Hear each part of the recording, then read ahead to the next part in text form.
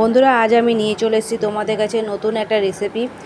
তো এই রেসিপিটা তোমরা আমার পুরোপুরি দেখো, দেখে তোমাদের কিছু ছোটোবেলার কথা মনে পড়ে কি না। তো আমি এখানে কিছু পরিমাণে ময়দা নিয়েছি, তার মধ্যে একটুখানি নুন আর সাদা তেল আমি দিয়ে দেব। তো সাদা তেলটাকে দেবো আর আমি পুরো ময়দাটাকে ময়াম করে মাখবো।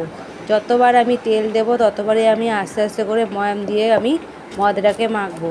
তেলের পরিমাণটা এখানে একটু বেশি দিতে হবে, নাহলে জিনিসটা যে বানাবো ময়াম হবে না, আর ময়াম না হলে জিনিসটা ভালোভাবেও হবে না।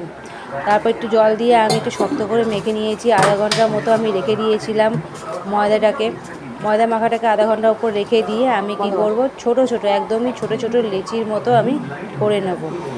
তো ছোট ছোট লেচির মতো করে আমি এটাকে কি করব, কোনো বেলনি দিয়ে বেলবো না, হাতের সাহায্যেই করব। এরকম হাতের সাহায্যে লম্বা লম্বা পিস করে নেব। বেশ কিছু আমি আগের থেকে লম্বা লম্বা পিস করে নিয়েছিলাম। তো দেখতেই পাচ্ছি কেরকম লম্বা হয়েছে। একই সাইজে দুটোকে নেব, আর নেওয়ার পরে কি করব, আমরা মেয়েরা যেরকম বেনুনি করি, চুল বাঁধি, ঠিক সেই রকম করে এটাকে আমি বেনুনির মতো ঘুরিয়ে ঘুরিয়ে জয়েন্ট করে দেব। তো এই যে জিনিসটা যে আছে, এই জিনিসটা কিন্তু একটুখানি জল লাগিয়ে নিতে হবে। জলটা লাগালে কি হবে, তেলের মধ্যে এটা ছাড়বে না, নাহলে কিন্তু তেলের মধ্যে কিন্তু এটা ছেড়ে যাবে। তোমরা দেখো আস্তে আস্তে করে আমি এটাকে কীরকম করে বেনুনির মতো ঘুরিয়ে দিচ্ছি, একটুখানি জল দিয়ে দিয়ে।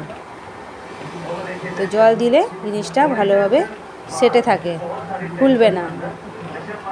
এরকম যখন পিস আমি কিছু বানিয়ে নিয়েছি, বেশ কিছু পিস, তারপরে গরম তেলের মধ্যে আমি এগুলোকে সব ছেড়ে দেব।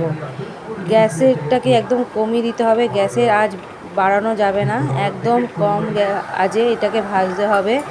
আস্তে আস্তে করে এগুলোকে প্রত্যেকটা পিসকে ঘুরিয়ে ঘুরিয়ে দিতে হবে, যাতে চারপাশটা যাতে ভাজা হয়।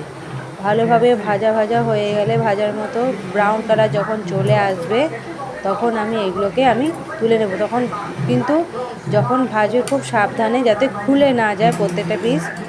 আর যাতে খুলে না যায় তার জন্য আমি কিন্তু জল দিয়েছিলাম বলে পিসগুলো আমার তেলের মধ্যে ছেড়ে যায়নি। যখন ব্রাউন কালার হয়ে গেছে তখন আমি তেল ঝরিয়ে সব কয়টা তুলে নেব। এই দেখো আমার তো তৈরি হয়ে গেছে।